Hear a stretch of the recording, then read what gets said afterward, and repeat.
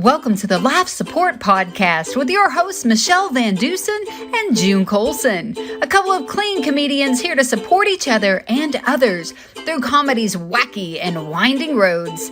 They'll talk about highs and lows and some traumatizing shows. So get ready, get set, let's go! Welcome to the Life Support Podcast. Wait, was that real? Was that live? Welcome to the Life Support Podcast, brought to you by the Hot Breath Comedy Network. I'm your host, June Colson, here with my amazing friend, Michele with 1L VanDusen, the birthday girl. Look, I was trying to answer Rhonda Corey. She was calling me, and I was going to just have her listen as we were recording the podcast. And then I was like, I can't hear her. I can't, anyway, I'm having a blonde moment. Also, like that just caught me off guard. I feel like it's been forever since we recorded a podcast. I forgot what I was doing, Michele. Oh my goodness, look at you. Happy birthday. Thank you. Woo. Michele, how old are you? Well, as you can see from the sign, it says 50 plus. Well, okay, so it's a podcast, not unless they watch it on YouTube, then they can't see it. So her banner says 50 plus, and I just said she's 50. She's 50 years old. Do you remember that character on Saturday Night Live that would do the 50? I'm 50. I can kick and stretch and kick. Oh my gosh. It's no, clearly she was also Mary Catherine Gallagher. I can't think of whoever's listening to the whoever's listening to the podcast right Molly now is yelling Molly Shannon. Thank you, Michele. Yes. Thank you. Oh my gosh. Can we talk about what a good friend I am? What a wonderful friend I am. Because Michele, this is why Rhonda's calling me. I had texted her this morning and I was like, Michelle's got a birthday coming up, right? And I checked on Facebook. And you don't have your birthday listed on there. So honestly, I kind of blame you for the fact that I didn't know it was your birthday today. But it is. Well, yours is in June. So yeah, see, that's unfair. That's unfair because people are like, I always remember your birthday. Well, I mean, if there was a month of Michele, I would remember that you were born in Michele. I didn't realize that your birthday was in June. I mean, you can't. Yeah, that's true. No, Michele really. Actually, yeah, you just got me off the hook because you didn't know my birthday was in June, and you've had to ask me a few times when my birthday is. So just for the record, anybody who wants to get ahead of the game, my birthday is June 7th, and I'll be 40 plus. So there's that. Ooh. Yeah. Fancy. Actually, I did put a post on our podcast. Have you? Yeah. Wait, what? I said, I've missed doing our podcast. Have you? Yes, I have. Because I like closing the door and then the rest of the household knows they can't come in, they can't knock, they can't disturb me. Except the neighbor kids, they don't understand that when my door is closed because what they do is they just keep ringing the bell and knocking, and the doorbell's right by my office door. So we might hear that. For our listeners, that they don't notice that we haven't recorded because we record in advance and we have a kind of a stockpile to put out there or whatever.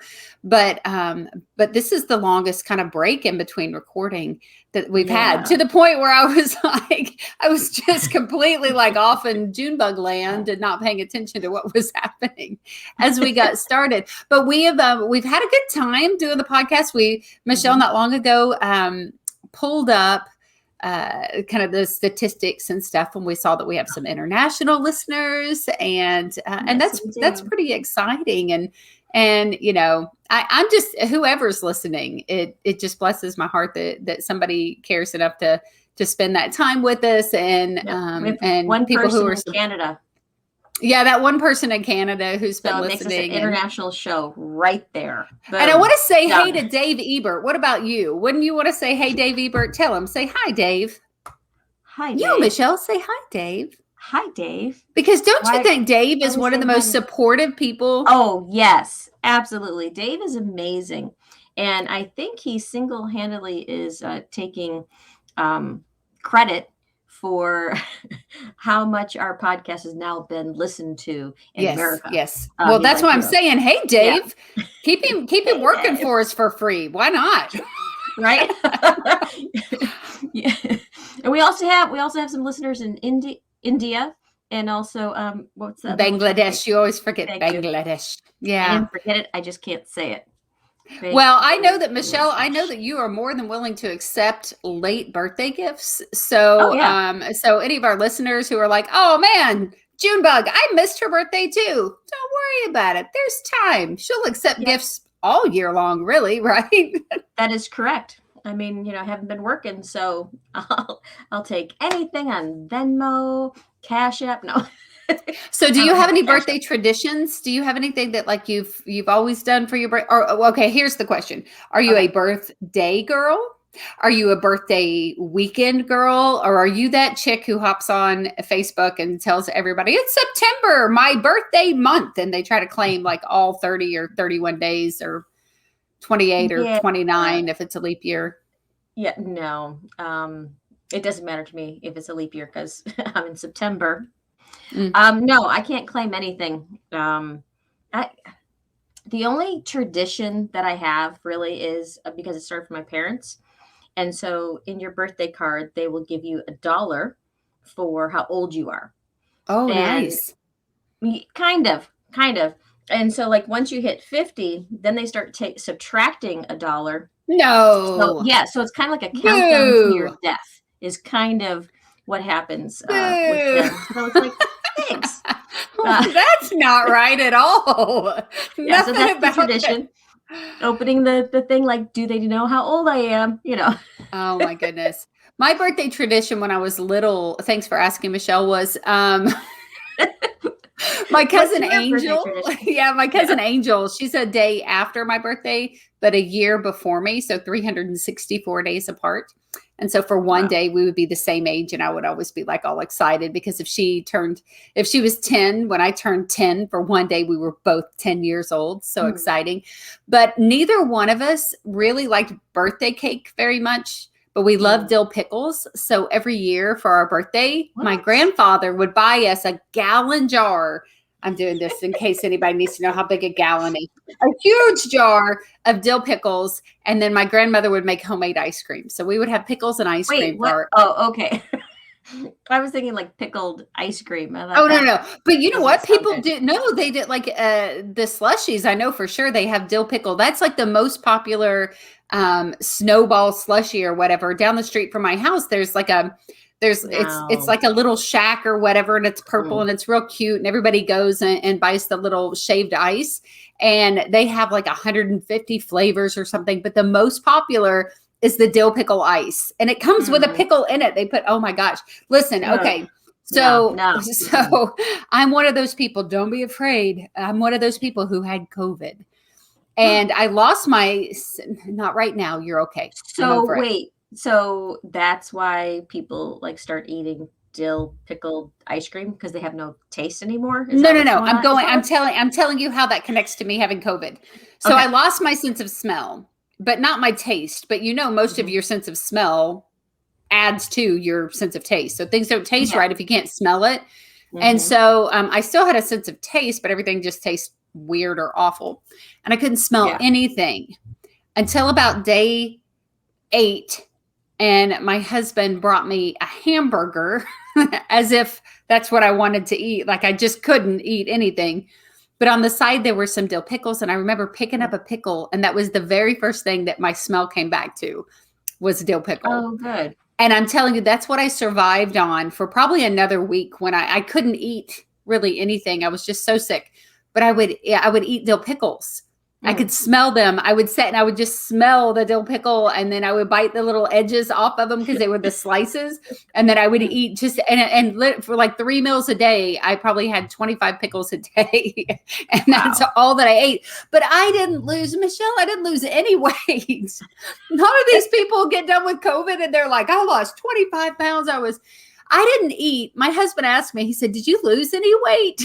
Which is not a smart question for a man to ever ask his wife. Come after, did he try to lift you up first and like, no, he looked me up and down, which was worse. Have you lost any weight? No, we heard somebody talk about losing weight. And then he looked at me and he goes, did you lose weight? Like when you were sick, did you lose any weight? And I was like, I gained 8 pounds. And he goes, you didn't eat for 2 weeks. And I'm like, I know, that's my metabolism. I didn't eat for 2 weeks and I gained 8 pounds. How does that happen? Well, you do know that if you're not eating, especially not if you're not eating enough protein, that your body goes into the starvation mode, and so it starts storing everything. Well, and so for 2 weeks, your body's like, oh no, she's not eating. We've got to pack it on. So my body's in starvation mode even when I am eating, because it's packing on. I don't know what it's saving for. I don't know what I'm preparing for, but I always say, I'm not fat. I'm just a hoarder of food. Yes. Listen, my mom, she was in a car wreck. And my mom is what she refers to as a big boned lady. I love that. We're all big boned in our family. No, we're big butts. We have big butts and we cannot lie. Okay. I'm not going to lie about it. We have big butts. And so she was in a car wreck and she's like, Sissy, I remember my doctor telling me if you'd have been a skinny woman, that wreck would have killed you. Now, this was before airbags. So apparently the Vaughn women, we had our own airbags. And I'm like, really? So I'm like eating my pickles and ice cream going, well, we're going to live forever, Mom, because apparently big boned women can't be killed in car wrecks. We just, I don't know. It's crazy. It's crazy. Okay, wait, you know what? I just remembered I do have one tradition for my birthday. I totally forgot about this. For the last 21 years, around my birthday week, around that time frame, that's always the last week of the month, Rhema Bible Church has a women's event called Kindle the Flame. And so I've been going to that every year. So that's what you just went to with your mother-in-law that you were sending me. Yes, last week. Oh, that's so cool. Yeah. That is so cool. Really, really good. I mean, every year it's fantastic. It's better every year. So, and I think I've only missed 2 since they started. And the very first year that they started was 3 weeks after 9/11 is when they started. And the big question was, are you going to cancel? And Lynette Hagen's like, no. And in fact, they had more people from New York there that year than they've had the last 21 years. Oh, wow. Yeah, which you would think that they wouldn't want to travel then. But they did, man. They said, let's go. Let's go. Yep. Well, that's cool. That's a good birthday tradition to have. That's really cool. Yep. So I hate to switch the subject, especially to such a negative thing, but what better thing to talk about on your birthday than death, Michele? Well, I mean, that's my birthday card for my parents. It's a countdown to death. So yes, I get it. Yeah. Well, I wanted to talk a little bit about this today, just because it's kind of what we've been going through. I was just joking about my sense of smell and pickles and stuff, but I did get sick with COVID, and I was, there were a lot of comedians over the summer that got very sick with COVID. And actually in the Christian comedy community and the clean comedy community, just the comedy community. Within a few, in the comedy community itself, within just a few weeks, a short period of time, there were 3 comedians that you and I have known, friends with, one particular comedian that I've been friends with for the last several years, and have been in a writing group with this comedian. And 2 of them actually passed on the same day, which, ironically, speaking of birthdays, that day was my mother's birthday. And the one that was my closer friend had passed on that day. And so, after being sick, and then while I was sick, getting message after message of this person's sick and that person's sick, and then me coming out of it on the other side and being better and ready to, kind of get back into life. It was a hang up. I had a little bit of a hang up about it because there was so much death over the summer in my personal, comedy group. And then even on top of that, right now we have a friend has nothing to do with COVID, but, is fighting for his life. And this is someone who's been a mentor of mine and a friend of mine almost since the first time I ever went on stage, and sometimes things aren't funny, things just don't feel funny. And when I came out on the other side of my sickness, I had a hard time going, okay, I'm going to write comedy again. I'm going to start writing comedy and trying to get back on stage. And I think that as comedians, people have an illusion that life is always funny, that comedians don't deal with depression, that comedians are happy people all the time, and they're just spreading their happy on stage. And it's not true. It's not true. Like any other profession in the world, there are real life things happening. There are really sad things happening. And just recently, and even earlier on in our podcast, we talked about a friend of ours, PJ Keene, mm-hmm. who helped on the artwork for our podcast, was one of our first fans, and such a fan. Man, it's hard. It's hard when things get heavy and get sad.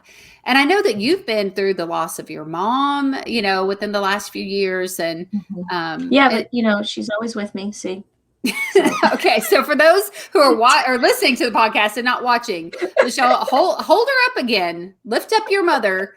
This is her mother in a little bag, and she takes her. What's that say inside there? Like, do not consume? No, it isn't. Is that one of those freshness packets that's inside your mother's ashes? No. Like in my beef jerky in my cabinet, Michelle? What have you got? You've got to explain. No, that is bad. I wonder if I should put a little with those packets. No, what they have on there is so if you get a family member that's cremated, and the crematorian, whatever, the guy that does it all, he asks you, does anybody want like a packet, like some ashes to take? And so we separated my mom. We handed her out to all the grandkids. What part do you think you got? I got the heart. You think so? I got the heart. Oh, okay. Yeah, definitely. Yeah. But on here, it gives you the it's a little dusty right now. It gives you the. You just sprinkled your mother on your desk. Now there's a piece of your mom on your desk, Michelle. I did. Oh, dust mites. Michelle, there's dust mites in there. I guess I can't explain to your mother. No, listen.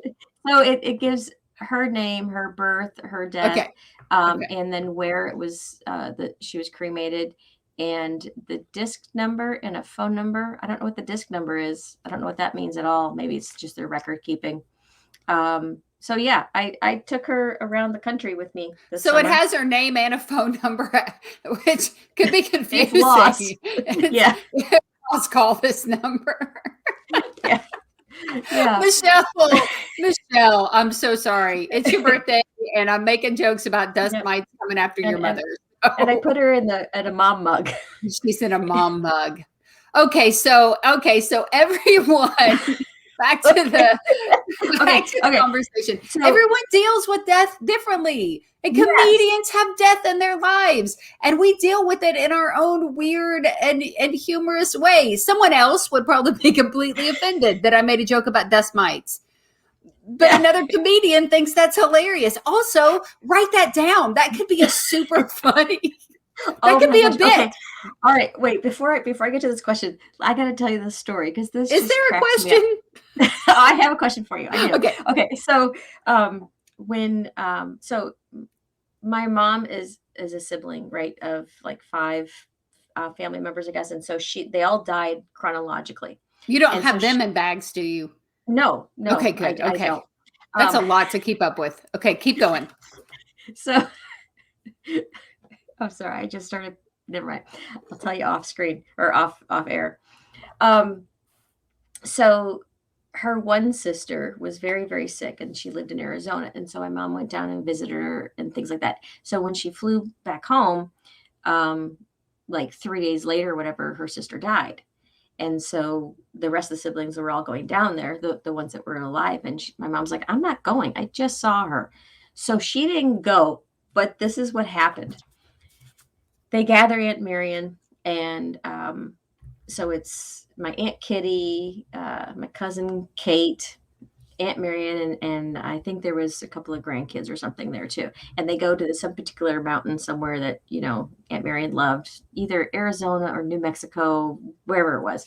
And they're singing her favorite songs and things like that. And then they're going to like just release her kind of a thing, which I'm just going to put this as a disclaimer. I'm not advocating that you just throw ashes anywhere because you actually do need to have like permits and all that kind of stuff. I wonder if anybody really does that.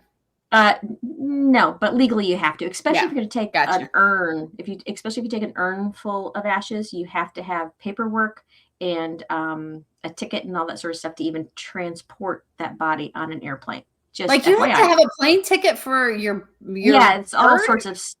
I believe so, but you have to have there's special permissions you have to have to transport a body. So you're smuggling a body in when you fly with your mother. I just have a part of a body. I don't have a whole body, so we're fine. Oh, okay. Anyway, and I'm not flying anywhere. So they go to release the ashes, and the same moment, because they're on this mountain and they did all these songs and her favorite poems or whatever, and they go to release it, and the wind changes, and they all got choked up. Because of the wind, and they're singing it. They inhaled their mother? Yes. Oh my gosh. My mom's like, see, I knew she was out to get me. I'm so glad I didn't go. How do you the nightmares that would follow that of the this is something sci-fi. I think I've just figured out my first sci-fi script. It's the funniest thing. And but the mother inside of me. Yeah, right. It's so freaky. That's just freaky. That's Freaky Friday. They've already done that. Okay. So can I tell you something that reminds me of? Yes. I had a friend. It's a fast story. I had a friend whose aunt was a witch, and like a witch, like a real witch with a cauldron and a witchy witch. Not like Bewitch with a twinkle nose. Like that's too cute. No, hers was a scary aunt witch, and her aunt got divorced from her uncle, right? And he moved out and all that stuff. And she got her a new boyfriend, and the boyfriend was living in the house. And she, they were going through the divorce proceedings, and she got angry, and she decided she was going to cast a spell on her ex-husband and make him crazy. But then she said the wind changed directions and it blew back on her boyfriend and it made him crazy. I feel like there's only one real crazy in this scenario. I don't know. The boyfriend probably casting the spells. I don't know. But anyway. Okay. So did you have a question? Michelle? I did. I have a very important question, because you were talking about, as comedians, how can we take tragedy and make it into something that we can make light of and have fun with and change from that direction, from complete sadness, and especially since all of us, you and I, we had so much tragedy happen, and it wasn't just like something that happened as a childhood and then as an adult, and that no, this was like, boom. First PJ, and then a few weeks later, 2 more, and then another one, and then a few days after that, I had one here in Tulsa. So it was like it just kept, piling on. Death just kept piling on. So because you went through the same sickness that our friends died from, did you end up having, or do you have like survivor's remorse? And how did you get through that? Because if you're going to be going back on stage and you have to, step into the spotlight again, right, to bring laughter and joy and comedy to audiences, have you gotten through that? I have. I think that if this was someone who, 2 of the comedians were friends of mine, one I was closer to than the others. I think that, I probably would have struggled more if I thought I had COVID and I gave it to them, and you know what I mean? Like those kind of things. But it was just a scenario where they got sick, I got sick. We were all sick around the same time. And I just struggled with the sadness of all these people who were losing husbands and fathers and friends and those kind of things. And it just weighed really heavy on me. Like for a little bit, it was like, I can't really even think about funny stuff right now. But I'm also weird about death too. Like I typically don't cry at a funeral. Like I'm not that, and I've talked about it before. For a long time, I was somebody who didn't cry at all because it was a defense mechanism. It was, growing up in rough neighborhoods, you had to be tough, getting picked on a lot when I was little. If you cried, it just made you a bigger target. So you learned to like choke that down. And then I had a mom who was, her mom was bipolar and abusive and really aggressive. And so if we cried at home, that made us more of a target for our mom. So I really it took me a long time to even be a person that cried about stuff, and literally it was the Bible verse, Jesus wept, the shortest verse in the Bible. That's one of, there's two like that. Well, that verse in itself is two words that I was like, oh, dang. Like I was trying to be tough for a long time by not crying. And then I realized like the toughest person in the universe not only cried, but they wept. Right. Yeah. But I still am not somebody who, I'll cry about weird stuff, and I do cry now. I like hearing that verse and having the reality of like, okay, if he wept, I could weep too. But I still don't like, I process things different. Like my aunt passed away and it was 2 years later and I went and I started to make a cheese ball and she's the one who taught me to make the cheese ball. And I suddenly just started bawling, making a cheese ball, like the irony there, whatever. But I don't necessarily have survivor's guilt. Oh, that's good. But I do have this like sense of, just I've always appreciated life. I appreciate every day that God gives me, and I try to have a good time and joy and laughter. And even like at the one funeral, I was there with 4 other comedians, right? And myself and another comedian were sitting and talking as we were waiting in line to give our condolences. And like, we were finding things to laugh about in the lobby of the church. We were finding things to laugh about the scenario. We were laughing about death and those kind of things. And the thing was that that our friend Jason, who had passed away, my other friend said, he would think this is hilarious. And I'm like, he'd be giving us taglines to what we're saying right now, because comedians are different. Yeah, we talked about when PJ passed away, there was a Zoom in the group where everybody just got together and they cried, they wept, and then they laughed and they joked about things that he would have found funny. It is a release. It is and I'm somebody, that's how I deal with things, very awkwardly. I'm making jokes. Like my youngest son, Michele, he's already planned my funeral. And we talked about how funny it would be if instead of my casket being horizontal, if it was vertical and I was just like in some kind of like kung fu pose or something, standing in my casket. Well, have your hands down lower so we can still see your face. You don't want to. Yeah, I don't know. Maybe not. Oh, he was picking the playlist, the music we're gonna play. His older brother Ty, my oldest son, he is one of those guys he is afraid of clowns. And Trey's like, I'm going to hire a clown and just have him standing by your casket with his arms crossed so that Ty can't get close to you, but I can. And I'm like, but these are the things that we joke about and we laugh about. But realistically, I think that's who I want to be with whenever I'm having a hard time. I want to be with the people who are going to let me grieve the way a comedian grieves, who's going to look around the room and like, even though I know I'm telling you, my little brother is so funny. He's one of the funniest people on the planet. Anybody who knows our family, if they said, guess which person turned out to be a comedian, they wouldn't say me. They would say Dewey. They would say Dewey 100 times. He's the funniest person at a funeral that you'll ever meet. Like, I cry at the funeral, but not because of the dead, because he's making me laugh so hard. I'm like, shut up. Right. So why is it that when we're at a funeral and why we always feel like we have to stifle our laugh, Yeah. Like, I understand, like, if it's during the service part, but then when you're just hanging out and talking with people, because it's supposed to be a celebration of life. It's It supposed to be a is. celebration It of the is. person that passed. And so they're not going to want you standing around all stoic and teary-eyed. They want to hear the funny Yeah. stories. Like it would be something that, like my mom, one of her things was, I want balloons and I want a big old dinner. And we're like, okay.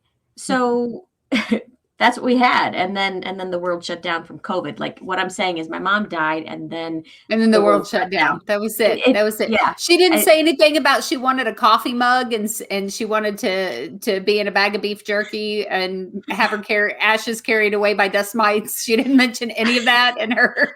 No, not in this. And so I do have a whole routine about, well, I have a bit, I should say. It's not a whole routine. I do have a routine about what we talked about with my parents and me. Because my mom was always planning her funeral for the longest time. She's always been planning it. She's like, when I die, I wanted to have a big party. I want to give away party favors, and I want I want people to be happy. And so my dad, he's like, well, we could get rid of your teapot collection, like we could give those away as party favors. And then she's like, oh, and my ashes, and so you could just, I'm like, you could put in like a little bag of my ashes In everybody's teapot. Yeah. And then I said, wait, hold up. If you do that, you're going to have to put a little tag on there with some instructions, like this cup of Joe, because her name's Joanne, but she was a tea drinker. Oh, get out. Yeah. This cup of Joe is good with, biscuits and cookies. Don't serve with scones. Those made her gag. Like, just try to, Yeah. So yeah. That's a parting gift for sure. Yeah. So I have her on tape telling me these things as we're talking about, she wants balloons. I have her on tape on all this, and just audio. Well, she didn't end up in a teacup, but she ended up in a coffee cup that says mom. So close enough, Yeah. close. Well, I do have her teapots. They're behind the curtain. Oh, what's behind the curtain, Michelle? Well, I think bottom line is that it's okay to grieve in whatever way that you need to grieve. And as comedians, realistically, it's okay to not feel funny for a while. It's okay to have a moment. And I'm back to writing and finding humor and things and that kind of stuff. And but I think that we have to allow ourselves time and know that even if the world doesn't get it, other comedians do. We get that life is not always funny. But if you are going to go through, a situation, it's a good thing to have a comedian with you. It makes it a little bit, it makes it a little bit easier to handle. It does. And sometimes, people don't have to say anything. Sometimes they just have to look at you. Yeah. And it's sometimes just the presence of having another person with you, because like, as a comedian, we just want to talk and talk just to relieve the tension. Yes. Yeah. Because that's what humor is for, is to relieve the tension in a tense situation. And that's really where, grief and sadness comes in. It's tense, it's dark. And so we just want to just relieve it right away. But I also know that comedians are truly some of the most intelligent people that I know. Mm-hmm. And so if they're a good comic, they can read the room and they can hold their tongue and just wait till it is appropriate to break that tension. Yeah. And sometimes it is just like a little, yes. It's great to have that person that you don't have to say anything, where you can just look over and they're thinking what you're thinking, and later on we can laugh about this. But right now, let's be quiet because Granny's not going to appreciate us cutting up at Grandpa's funeral. So, oh my goodness. Well, Michelle, one more time, happy birthday to you. I'm excited to be recording this podcast with you today on your birthday. And just a reminder to everyone, you can send her late birthday gifts. She takes belated birthday gifts anytime. She'll take a gift on my birthday. She don't care.